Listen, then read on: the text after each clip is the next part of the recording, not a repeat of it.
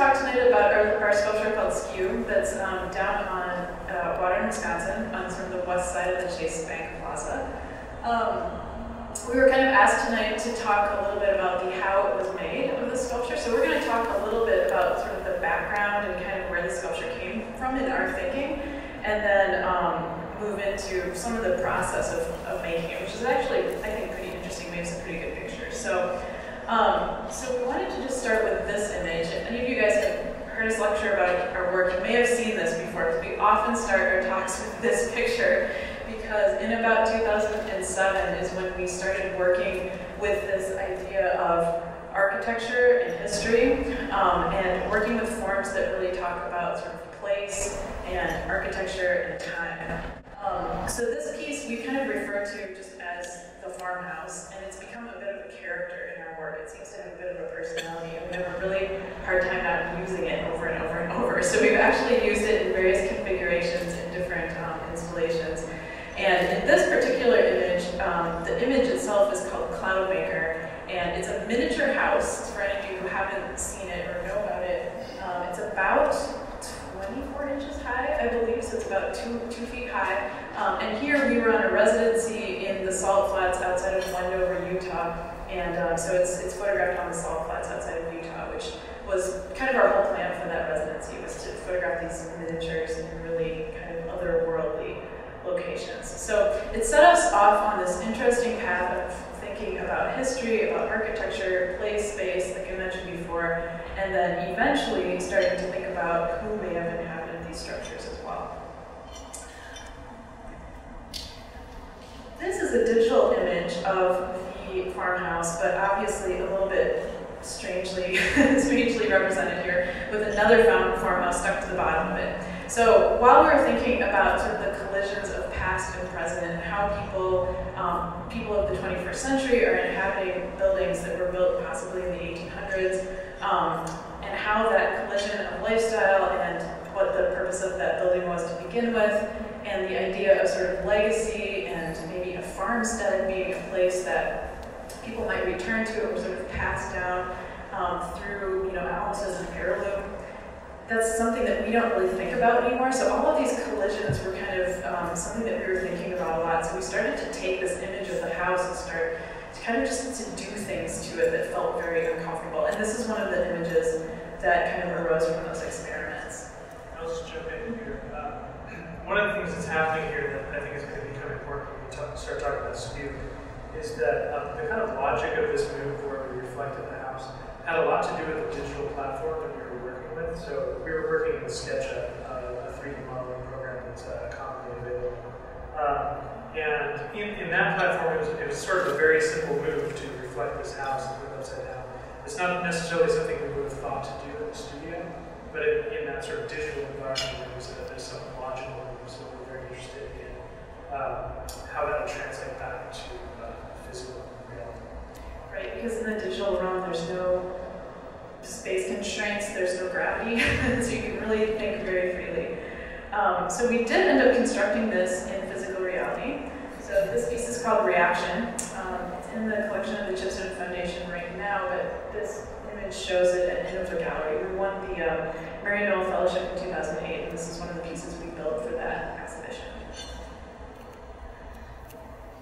Kind of moving a little bit farther into the future, this is probably just a few years ago. We started a film project where we really started to look at these sort of buildings that we were constructing in miniature, but starting to think about who might have inhabited these buildings, both from kind of a historical perspective, but also from a 21st century perspective as well. So we developed a couple of characters. So each one of us plays a character that's completely a fictional character that we just made up out of our heads, but sort of loosely based on our own ancestry, combined with how we understand history through fiction, through movies, through history, through books that we might have read, all the different means that we have right now of understanding history, kind of amalgamated, and us kind of, just developing characters that seem to make sense to us out of all of that knowledge. So here, on the left is Brent's character, kind of an unnamed character, but he's constantly involved in these activities that are very futile. He's always constructing things and kind of wrestling with the landscape or wrestling with building materials to try to construct things to make his life easier, but the struggle rarely results in anything very fruitful. He's often struggling, but he's still a survivor. He's always, you know, he might be going through a struggle, but he always sort of comes out on the other end. Maybe with not much to show for it, but he's still plugging away. So in this particular film still, we started working on a film project that's continuing, it's ongoing, with these two characters. In this film still on the left, Brent's character has just basically pushed one of the constructed walls up into place and is starting to build a house. And the image on the right shows that constructed building, which we then turned into a film set. And this is several years into that structure being, it was originally erected out on the Ripon College Prairie. They have a restoration area out there, and that's where we built the building. And this particular picture shows it several years into being out on the prairie, and you can see how the weather has started to take quite an effect on it. So it's starting to kind of, you know, shift and fall apart, and we're so interested in those processes, so we're very happy when that happens, actually. This piece also, I should just add, has had a life beyond this because it weathered a prairie burn, a burn-off that they did on that restoration area, so it's charred.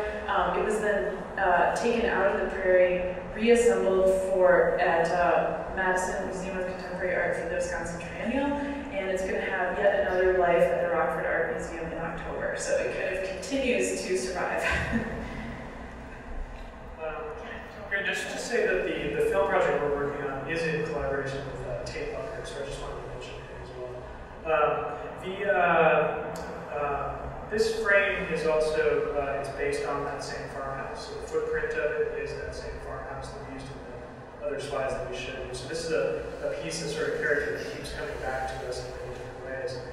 One of the things when we built this piece, you know, we were kind of looking at the time period and we said, okay, well, this would have been basically like balloon frame construction, basically using 2x4s. And so in some ways it's very similar to the way we build houses today. We're not that far removed. It's still like an available material. And I think after we did this, I wanted to, you know, like I just had a real desire to reach back a little farther. So we got interested in timber frame construction. So this is actually a piece that we did as fabricators, because we also run a business called Current Projects, where we do art fabrication and exhibition design. And so this is a piece that we fabricated for the artist Fro Wilson at the Sculpture Milwaukee. And we worked with her very closely and kind of helped design the structure itself. And this was sort of our first foray into timber frame. So this is our timber frame construction. So this is all traditional mortise and tenon joinery held together with wood pegs.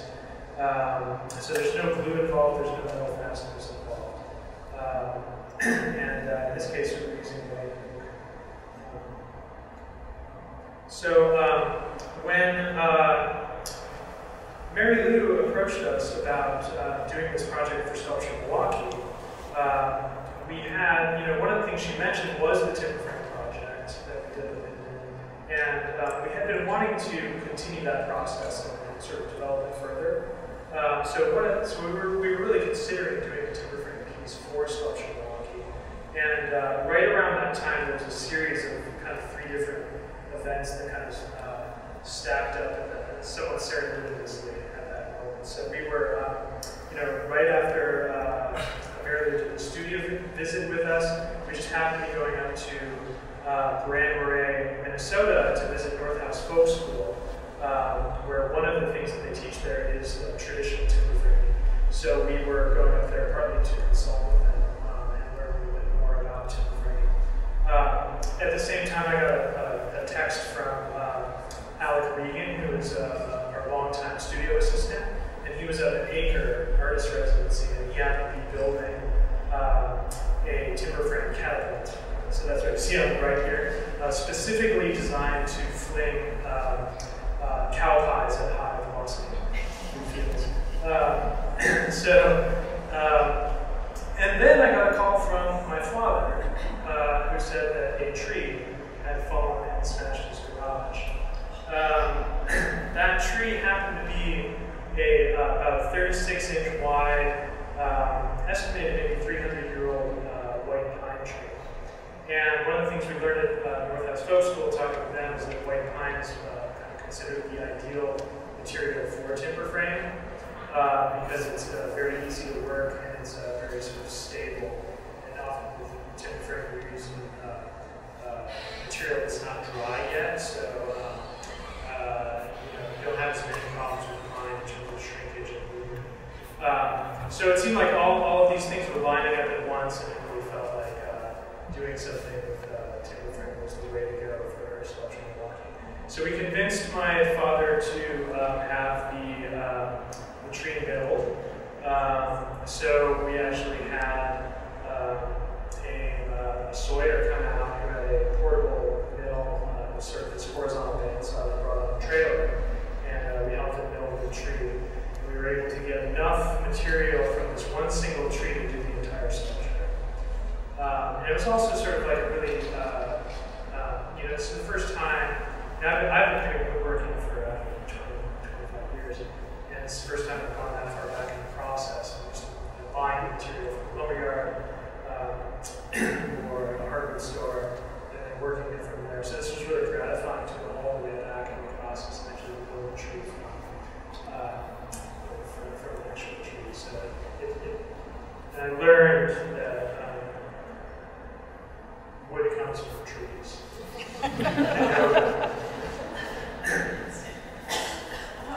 So we knew that we wanted to timber frame something, and we knew we wanted to do kind of a simple shed structure. But beyond that, we weren't exactly sure about the exact form that the sculpture would take. So while we were batting around ideas, a couple of things really came to mind, and this is again from the past. So this series of images, we actually did a project a long time ago where we were kind of traveling across country, ending up in Calgary, Canada, and taking photographs on the way. And this is a photograph, I believe, from, I want to say North Dakota, maybe. But anyway, basically, a farmstead that was out on the windy plains, and this shed was just slumping in the best way. It's skewing in two directions, essentially. It's skewing both this way and this way. And we just really loved it when we saw it. That was many years ago. Took pictures of it, kind of filed it away. It was in our heads. I remembered that barn structure when I was teaching casting. I had, we fabricated this little version of that. So this is really a miniature. It's probably only about 6 inches high of that same skewed shed structure where it's skewed in two directions. And I sort of worked with creating a a mold out of it because I was interested in casting it and maybe turning it into some sort of unit, multiples that could be built with. Nothing really came out of that except for a series of experiments. So again, this was just something that was like percolating in our heads. But eventually we ended up returning to this model. It's kind of, ever since the casting experiment, it's been just like sitting in our living room. It's like something that's just kind of off the radar, but kind of on the radar. So eventually we kind of returned to that structure and decided that this would really be an interesting structure to represent with this timber framing method. It did launch us, of course, into some very strange geometry, which Brent will talk about here. Sure. What was kind of fascinating about this, so what was kind of fascinating about that structure was that it was, oftentimes we're dealing with this sort of collision of past and present in our work. And so on the one hand, it was referencing kind of the way that structures fail in the countryside. So it's a sort of familiar sight to people in the Midwest or out west who drive around the countryside and see these barns that are slumping in one way or another, and they find really interesting ways of sort of failing. And this is kind of, I think, one way in which those structures fail is to skew like this. But the other thing that I think was really interesting about it was it had kind of a digital correlation as well, and it sort of brought us back to some of the things we were doing with reaction, where we were taking that kind of digital platform and using it to reflect the object. So we wanted to both sort of simultaneously engage with the past and do a timber frame structure that was really engaging with this sort of age-old method of building with hand-cut joinery, but also engage with the digital and kind of think about how those two things can interact with each other and how they may conflict, how they may cause interesting tensions. So rather than creating a barn structure that where all the joinery is separated, where you might see it in real life if you were to visit a failing barn, we did the Skew digitally, and we translated all of the distortions that came with that to the actual timbers. So if you look at Skew, you'll see that every timber is actually a parallelogram in section, and all of the joinery is skewed, and there's sort of these interesting kind of distortions that come along with it. And we'll kind of illustrate that in a little bit when I show you more slides. So this is an image from SketchUp, which is the 3D modeling platform that we use. We were fortunate enough to find a plugin that would allow us to skew the structure and then continue to work on the upright structure, the non-skewed version of it, and make changes on that, and it would automatically apply them to the digital or to the skewed version. So that actually made the workflow on the digital end much easier and more practical. So here we are in the shop. This is actually not in our studio. This is Alec Regan's studio, because he had a little bit more space to work in. So we decided to fabricate it there. And you can see with this, we're spending quite a bit of time kind of translating the digital onto the actual timber. So there's a lot of kind of digital analysis measuring on the digital file, and then transferring those measurements and those angles to the actual timber.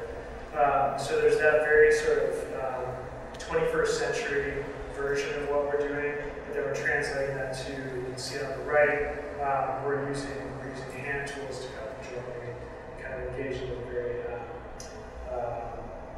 of antiquated way.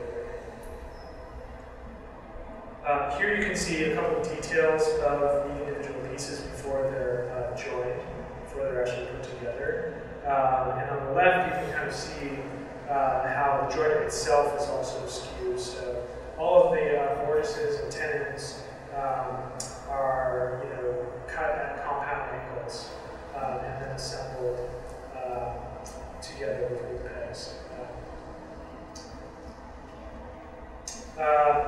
Here is when we're beginning to mock it up in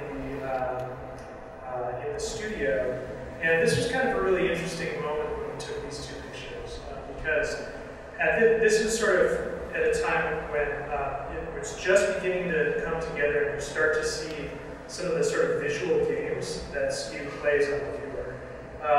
So if you look at the picture on the left, it appears as though both of those braces are essentially the same, right? It looks like a symmetrical layout. But if you come around to a different view of it, you can see that one of those braces is stretched and narrow, and the other one is sort of short and fat. And so what's really interesting about Skew is that as you navigate around it, the piece changes significantly, and your perception of the piece changes significantly. In fact, there's one view as you're approaching Skew going east on Wisconsin Avenue. Your first view of it, it looks like an upright structure, like it's just a straight, normal timber frame structure. But as you drive by, it starts to do this. So I really encourage you to take that drive at some point if you have a chance. Just to approach it going east. So one of the things we found in creating this, and this was a real challenge to create, it was definitely pushing our abilities. And there was a sort of a major learning curve for everyone involved. And there was always sort of anyone who came onto the project. We did have several people helping with this. It sort of took several days to kind of the Skew thing. And those first few days involved a lot of headaches. But then eventually it kind of clicks, and you start thinking in Skew, and the real world starts looking wrong. But one of the things we realized is that the standard toolkit doesn't work, right? So like a framing square, for instance, is useless because we're not using any 90-degree angles. So what we found is we had to build a lot of our own tools. So another aspect of this project is we actually ended up fabricating probably, I don't know, maybe a dozen or so of our own tools, which we needed in order to accomplish the project. So you see on the left is our framing square that ended up being like a 37.1 degree angle or something like that. And then also we have several versions of this marking gauge, which has specific angles on it in order to mark out the generator. And here's just a couple shots of Skew coming together in the studio. So this is kind of towards the end where we're putting the farm. You can see Joe Thrasher up there on the left. And is that Joe? That's Brock on the left, and Joe on the right. Alec Regan by the lab there in the picture on the right. So our approach with this, though, and I have to say part of this was for the drama of it, was to create this as a kit and then disassemble the whole thing and then reassemble it on site. So this is that entire sculpture in the back of our day. So it actually came apart into 52 pieces, and then we brought it back on site and assembled it there. It's sort of an animation partly.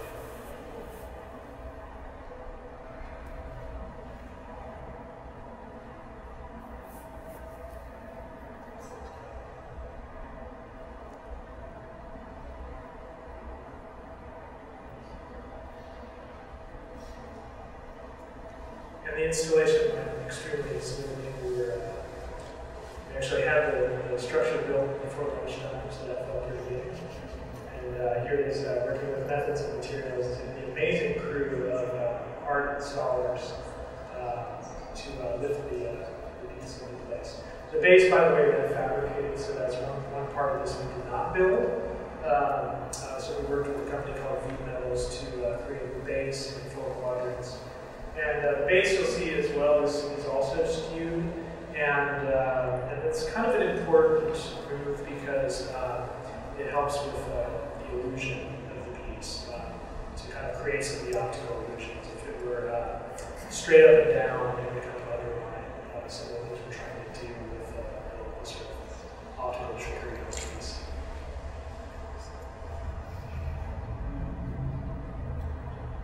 Sure. So this is the piece installed.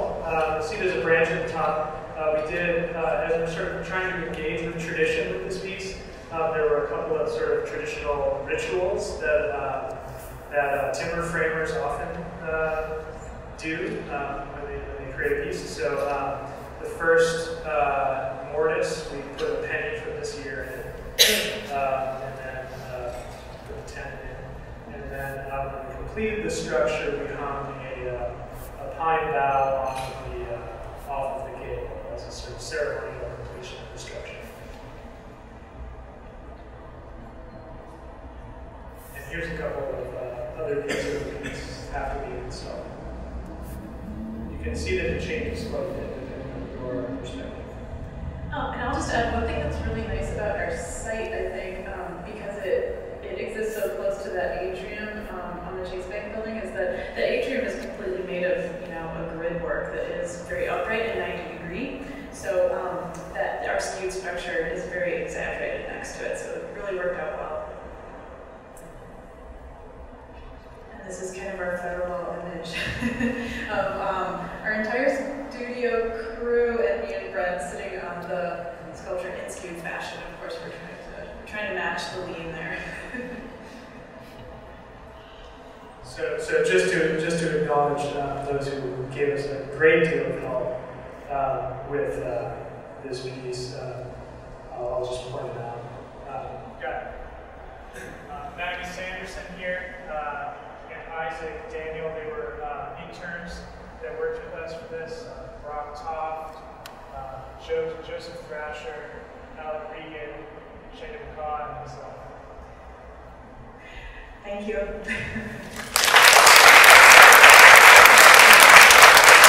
Thank you all.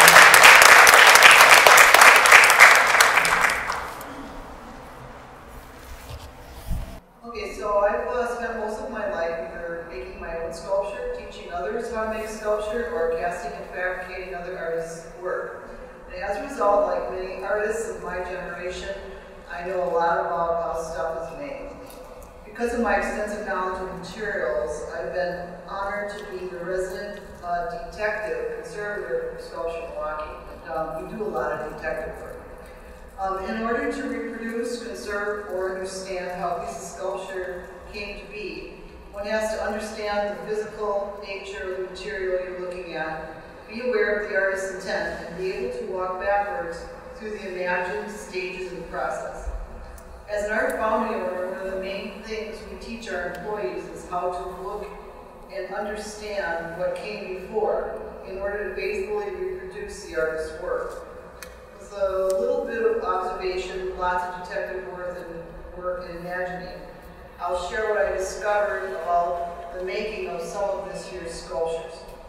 The goal of this talk is to demystify how sculpture is made by giving you some observation tools. Observation. 15 of the 20 pieces exhibited this year are made of metal. 5 of the 15 are fabrications. 10 of the 15 are metal castings. 1 aluminum, 2 stainless, and 7 bronzes. However, behind these cool objects of metal lie a world of collaboration, performance, and studio practice. I'm going to feature 2 artists who use performance and casting, Sanford Biggers and Liz Glynn, along with some of the other artists who are casting and collaborating in their studios and at the foundry to highlight the diverse practices that produce the art before it's reproduced into metal.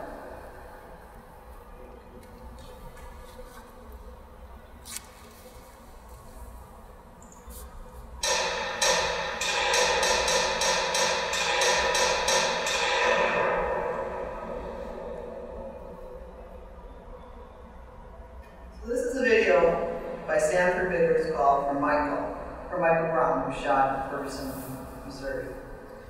Sanford Bigger uses sculpture painting, photography, textiles, and performance.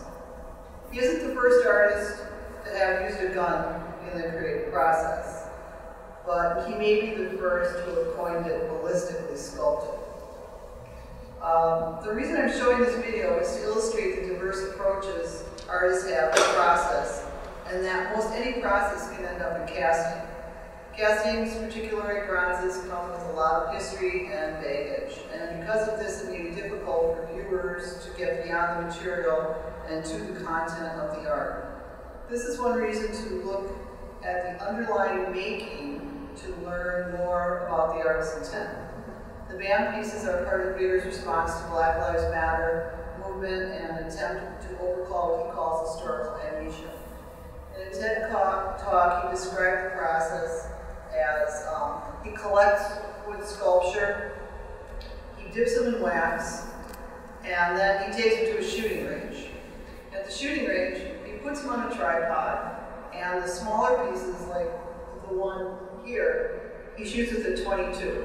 He doesn't actually pull the trigger though. He has what my husband calls collaboration with a firearms technician. So they shoot the pieces, and then this one, if you look at it closely, you can see all the bullet holes in it, and you can see the shattering and the violence to the piece. I don't think he made editions of these. I think that he burned these out. So this is kind of an experimental stage. So he would take the wood and the wax and put it through the founding process without creating a mold and not creating an edition. And somebody can tell me if I'm wrong, because some of this stuff I'm just kind of like gleaning from my detective work. When you guys see the larger pieces, you go over to the next one. This is This one that's in the exhibition is out the quilt. It's called Bam's Warrior. And he also took this one to the firing range, used a larger firearm, like a 9mm or a shotgun, and where you see the arm piece missing and one of the legs is missing, it's kind of hard to see. Then he takes the piece back to the studio and adds more wax to it and sort of kind of mends it back together, kind of making kind of like a healing. So when you go and look at this piece, you don't really see as much of the violence to it as the smaller pieces, which is kind of curious. But you do see, so I'm trying to figure out, okay, did he make one of these? Did he make more than one of these? You know, before I got my information sheets, there's no edition number. Usually you can tell a lot about a piece by, does it have an edition number? Does it have a foundry mark? Can you, you know, is there more than one? So I started looking at this piece just the other night, and you can see the parting lines where the molds were put together in the foundry. You can see the marks that the metal finishers made where they were trying to blend the pieces they welded together. You can see all the evidence of the foundry there. And I don't know if that was the artist's choice or if he just wasn't aware of that, but I think he's a pretty smart guy, so he's probably made that choice. Like, hey, I don't mind the marks from the foundry, I don't mind process showing. So, anyway, I don't think it's really important for, like, piece. But there's a lot of information there. He got his MFA from the Art Institute of Chicago, and they have one of the earliest studio practice programs. They have a top-notch foundry, and in my opinion, it's one of the best in the country. And they do a lot of direct wax. They don't use molds. They force the students to learn how to handle wax and teach them how to have a casting experience through a lot of experimentation, a lot of direct contact with the material. And so I think that translates into his early work, especially where he's shooting the piece and then not really going back into it again, but just casting it raw. And these pieces on the right, I couldn't find any information on them, but those bronzes, I think, were done as one-ups with just wax because of their lacy nature, and you probably wouldn't put that through a mold making process. So I don't want to bore you with too much of that, but for some of you who are not familiar with the lost wax process, I'm going to give you a brief explanation of the process so you can better follow the discussion for the rest of the pieces. And that'll also help you when you're out there looking at castings in Sculpture Milwaukee to understand a little bit about the process. Does anybody out there know much about bronze casting or metal casting? One or two. So I'll try to do this kind of thing.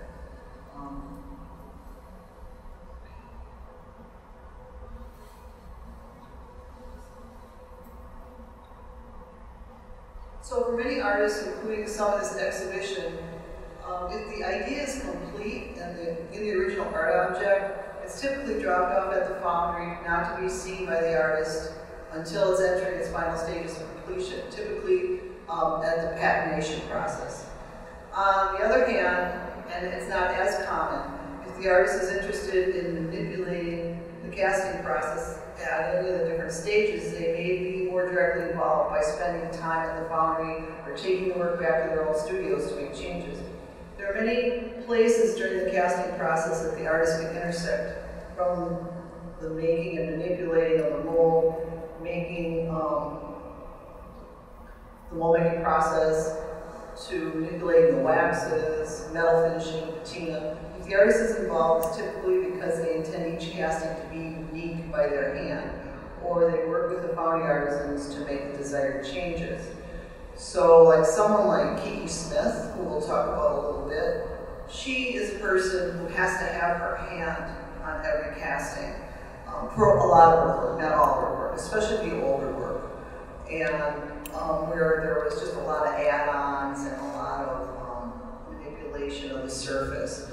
And so that kind of what really makes it interesting is if the artist can come in and not just run an edition where some artists we never even see them. They send a drawing, they send a design, they send a cut pattern or drop off a sculpture, and we cast it, patina it, put it in a box, ship it to the gallery. Never to see, the artist's involvement. So quickly, I said quickly, this is something typical in art foundry. We've got something you'd expect to see in that sort of idea of a bronze. It's an equestrian piece by Alexa King. She's one of our clients. So the artist will bring in a clay sculpture. Now, as you saw from Sanford Biggers, it can really be from any material at all. But people typically think of bronzes as being made from clay traditionally. But any material you want, you can cast into bronze. It's only material. So once the clay is brought in, we make a rubber mold. A rubber mold is for reproduction of waxes. We use the lost wax process. So for every bronze, you have to have a wax. And that's why, if you're more hands-on, you can manipulate each wax to change it, if that's something that you like to do. So in this picture, you can see that the mold is actually being disassembled. You see the clay horse. The pink is the rubber mold that's brushed on. That's what picks up the detail off the original sculpture. And then the plaster matrix is basically what the rubber keys into so it doesn't deform when you make your waxes. The wax is either brushed or poured into a mold. And so this first coat is what's going to pick up the detail from the original sculpture with what the mold is picked up. That first layer, you can see there's like a texture on the pink rubber. That's the clay marks from the hand. That'll pick up like fingertip detail. Here, the wax is being poured into the molds whenever possible. Poured into the molds, waxes are hollow, bronzes are hollow. They're never solid. Unless, of course, it's a very small piece. So anytime you see a bronze, the most common question asked is it solid? No, it's not solid. They're always hollow. They're always about maybe a quarter inch thick. Okay, so the pink rubber is being pulled off of the wax here. Next is wax chasing and sectioning. Here's when the artist would come into work. In this part of the process, we clean off any defects that happen in the wax casting and get them ready to go to another mold making process, which is the investment of the ceramic shell. The red wax that you see is a gating system that we use. It will eventually, once we make a mold of this, all that wax will be evacuated, and that red area will be the channels or the plumbing that will deliver the metal into the casting. These are the legs and like the rear end of the horse. Okay, so this is the investment. Now we're taking the wax and dipping in the investment. It's similar to the rubber in that it's going to pick up all the detail off the wax. If you don't continue to have a faithful reproduction from the beginning until the end, you won't end up with what you started with. And it's very important for most artists, especially if they're not in the foundry, and even if they are in the foundry, that what they give you, you give them back. Now we got a finished investment ready for evacuating the mold. Okay, this is a mold with the wax burned out. The wax is now lost, it's gone, there's empty space in there, and a vessel to receive the metal. Similar to the rubber mold that receives the wax, now the ceramic shell is going to receive the metal. Okay, this is pouring the molten metal. This happens to be bronze. We can pour the sculptures in Sculpture Milwaukee. We have aluminums, we have stainless, and we have bronze. Aluminum is poured colder, bronze is medium, about 2050, and stainless is poured at about 2500. These are, again, the investments. The metal's poured, it's cool. You break the investment off with a hammer. So for every bronze, like I said before, you have to have a wax. You have one rubber mold, that's how you make an addition. That's how you have a limited edition of bronzes. But each time you make that bronze, you have to make it again with the ceramic shell. So people think that if you have a mold, I don't know, they get this idea that you're saving time. But if you make one bronze or you make 30 bronzes, it's the same amount of work. It's the same amount of labor.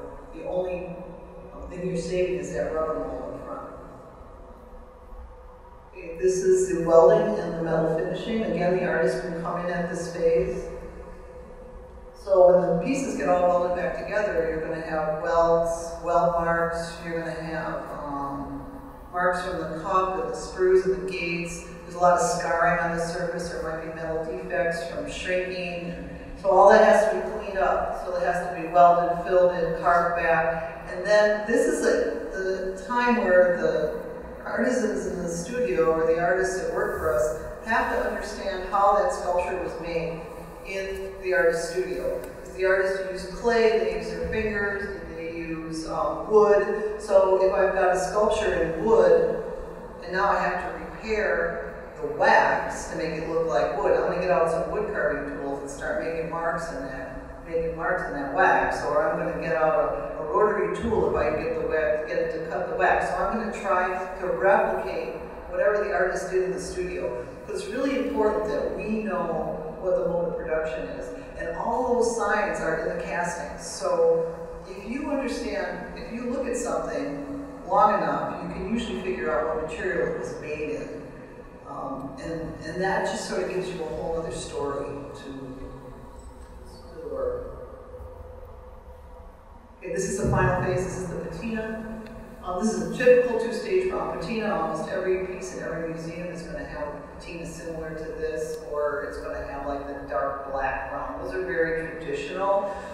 Today, for centuries, people have been doing other things to bronzes too, such as painting them or leaving them raw. Or you're going to see a lot more. You see a lot of painting in Sculpture Milwaukee. I think the Irwin Worm is painted. That's in aluminum. The Kiki Smith is painted. The Mary Lou, what's the basketball? Yes, that one is painted. So you can't always tell it's a bronze, but you can tell it's a casting. Alright, so when I get through Liz, and then if we run out of time, we can talk about the other sculptures when we're down on the end.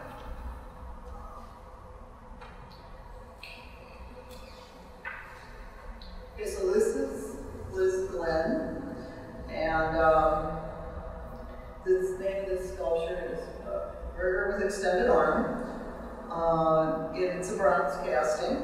And artist Liz Glenn and museum conservators and 8 sculptors recast the posthumous Augusta Rodin's in the LA Museum art collection. The performance piece, and Liz is mainly a performance artist, the performance, The Myth of Singularity after Roseanne, is part of a long cycle of performances during which time Lynn focused on different monumental artworks on display on the museum's campus. Lynn and her assistants collaged and reconfigured plaster casts taken from the molds to make new sculpture works that would later be cast into bronze. So as you might imagine, the museum conservators were pretty nervous about this project until they ran some tests with the artists to make sure that the patinas wouldn't damage the bronzes. They had to pull molds from the posthumous bronzes at the museum. Even though the bronzes were cast in the 60s, they were outdoors and exposed to the elements, the conservators would not be satisfied until those tests were successfully conducted. So they pulled molds with silicone, specifically Smooth On Rebound 25, and they didn't damage the patinas. So they were able to continue to pull molds from the bronzes.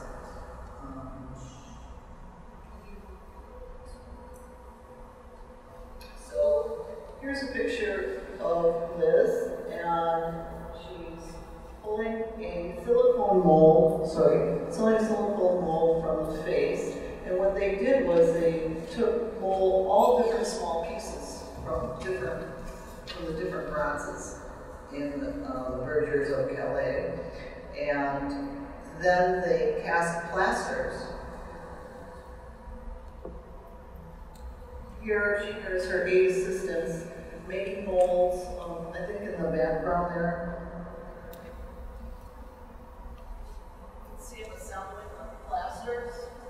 So they did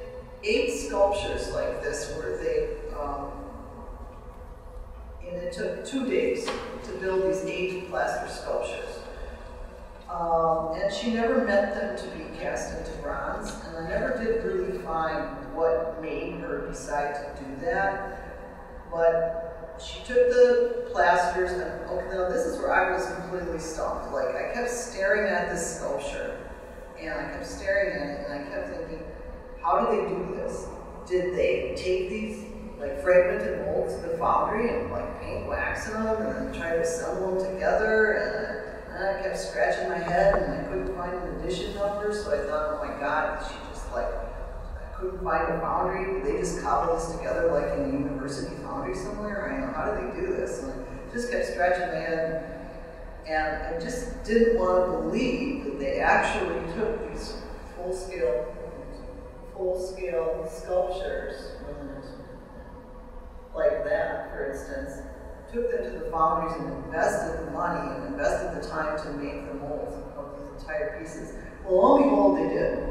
And so what they did, it took 2 days to make the plasters. It took 9 days, 9 months to make the bronzes of the foundry. So the moral of that story is kind of when you're looking at something and all the clues are there, you can pretty much believe what you see. I don't know why I was just really stumped by these, but I think they're really fabulous, and it was really an amazing feat. So I think this one will be really fun to talk about, because when you look at this piece, you can see all the patches. They made these plaster pieces. So I'm starting to ramble. They made these plaster pieces, and they cobbled them together, and then they took burlap and plaster wrap, and they just patched everything together. And so when they made the molds and made the bronzes, all of that like patching and cobbling and lively sort of activating the surface all came out of the bronzes. And she said that she really wanted the bronzes to reflect Rodin's original pre-post-posthumous bronzes. She wanted them to be lively, and she wanted them to have these beautiful patinas. I don't think she succeeded with the patinas. However, the activation of the surface is where they really come to life. So, you know, if we're down there, when you look at that piece, you can think about those things. So how am I doing on time? I can go through the other ones pretty quick. Yeah, I'm not going to say too much, but okay. Yeah, here's all of the pieces in an exhibition. I can say a lot of things I want to say about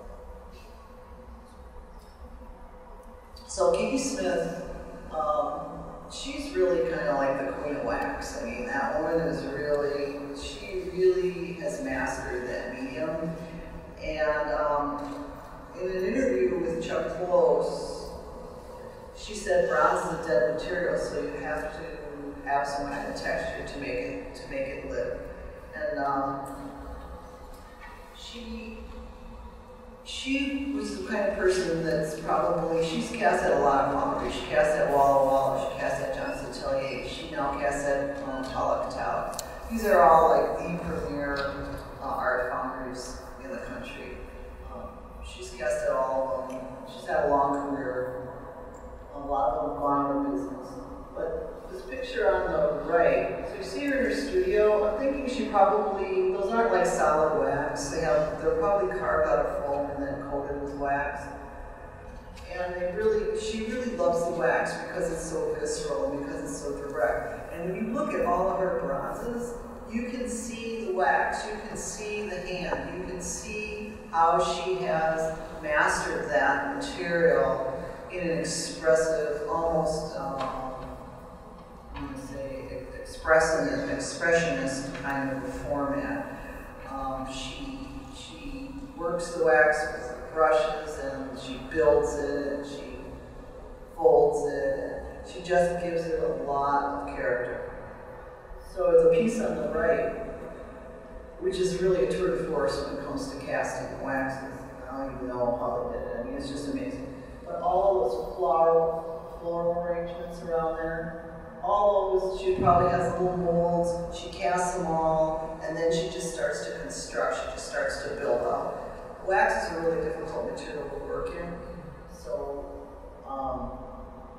you know, she's sort of taken it to a whole other level. So when you look at the piece here, go to the next one, she's kind of obscuring her process a little bit here because she's painted the bronze. So she's kind of gone from, you know, having the raw wax medium be like the star of the show, and then, you know, bringing everything down to this quiet, floating, you know, Alice in Wonderland piece. But if you look at that piece, you get up close to that piece, you can still see all that information is there. From a distance, you know, you can see all of this texture here, and all of that is Kiki working the wax. She probably did it mostly in her original, and then they make molds. She probably doesn't do a lot to this one, because as you can see, there's really nothing about that piece that needs the artist to come in and do something to it every time. You know, so I expect that if she's running an edition of this one, each one will be the same as the one before. Unlike her medical waxes that were more like wax museum works, those had more individual kind of qualities about them. So all of these artists have studio assistants. They collaborate with their studio assistants. They have a team. They have a foundry. They have a lot of people working for them. None of this happens in a vacuum. All of this work is way too labor intensive, and you know, just takes too much time. The artist needs to be creating. They need to have that team there to help them get these things accomplished. I think a lot of people, like there are so many performance people in the show, people that do performance and more conceptual work, and they're all casting bronzes. But you can't really get that more conceptual work out unless you give it a hard form. And it's just really interesting to me to see all these really conceptual people working in casting, because they do things that are just totally out of the box and really make it exciting and really make it a challenge for their fabricators, because they're always coming up with things that you're going like, what? You know, like, you know, so it's really, I guess it's what makes my job interesting. This is one of my kind of favorite pieces, just because there's a lot of humor here.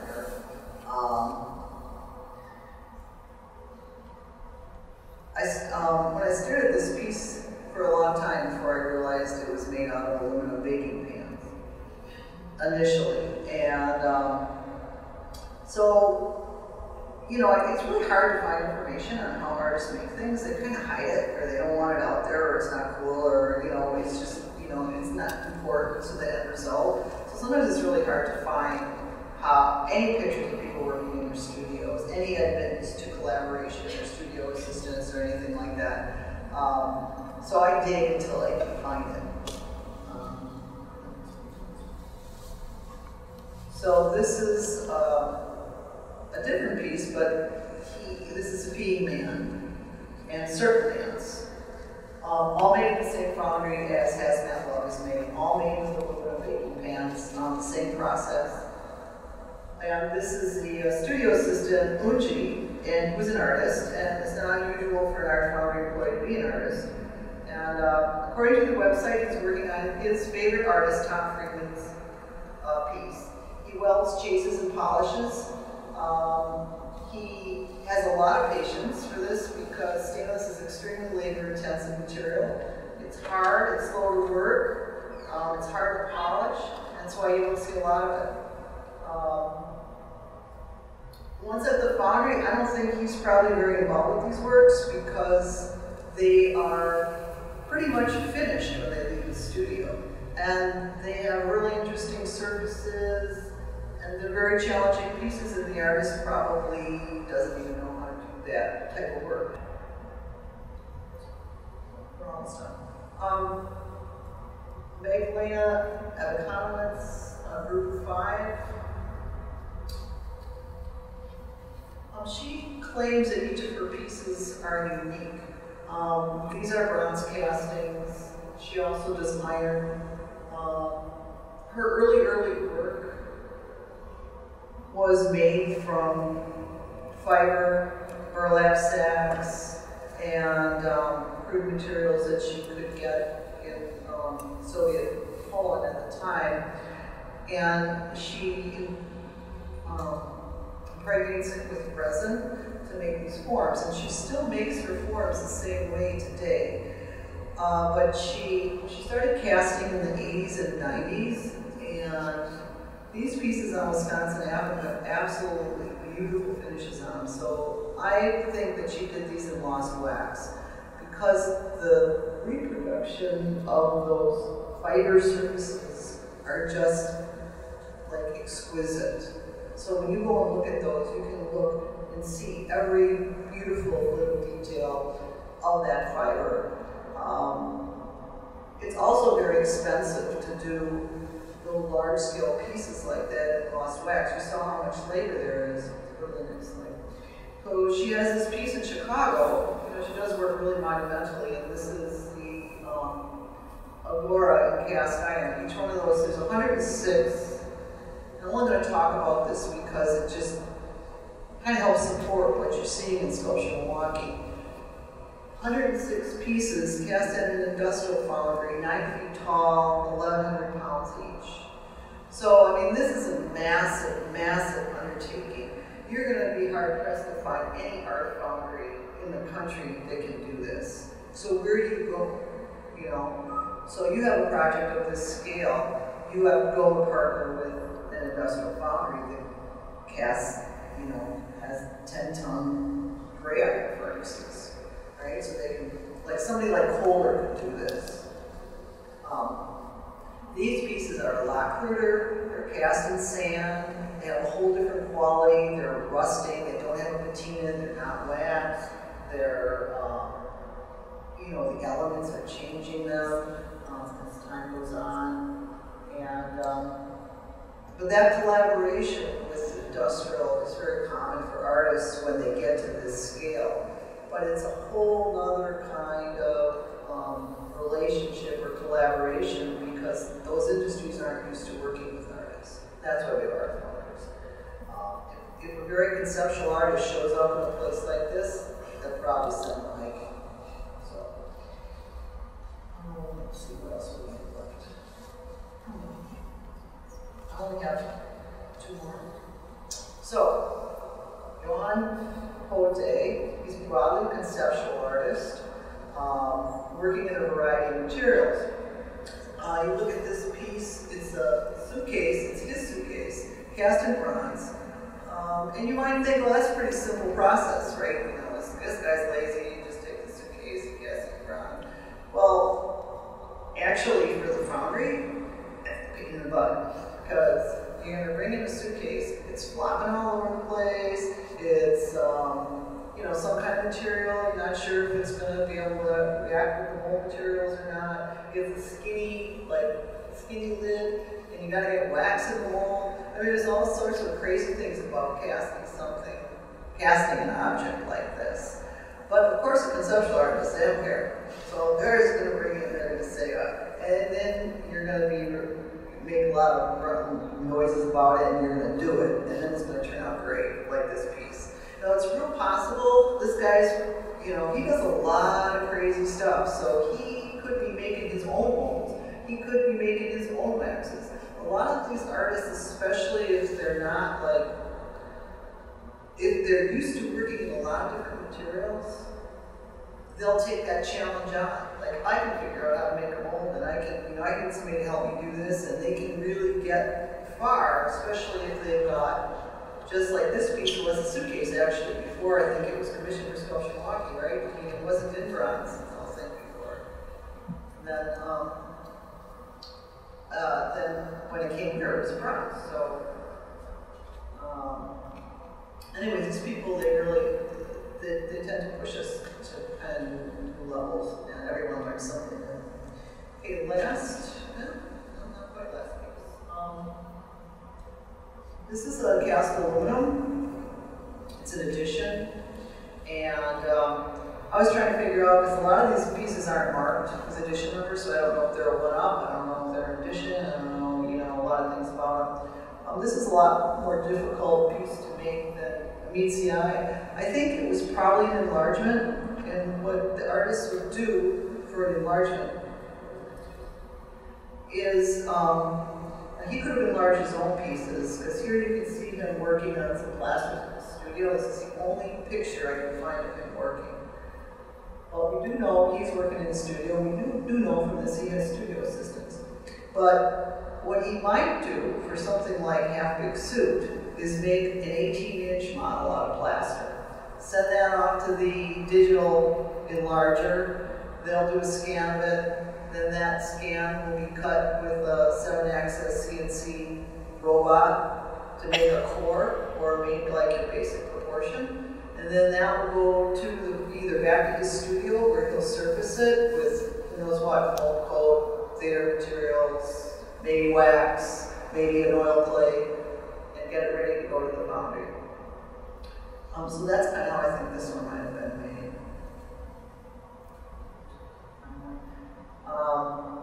So this is British artist Gary Hill. He's a painter, basically, and he once said that he couldn't make a sculpture because he had very bad understanding of gravity, and they all fall over. And so these two bronze sculptures, Bud and Snowman, we have Bud here on Sculpture Milwaukee, and I thought I'd show the Snowman too, because neither defy gravity. So I just thought they were kind of funny. He uses just a traditional brown patina, so looking at this, it doesn't really give you a lot of information. It's really just about the form. It sort of relates to his paintings. It's something that he could make and send off to the foundry, and they could make 100 of them. He doesn't need to be there. It says everything he wants it to say. And if you look at it, you won't see any clues about the process. Anyway, so now that I filled your heads with information, go out, use your power of observation, enjoy sculpture, look past the historical baggage of bronze casting, metal casting in general, be a detective and find out what you can learn about making sculpture.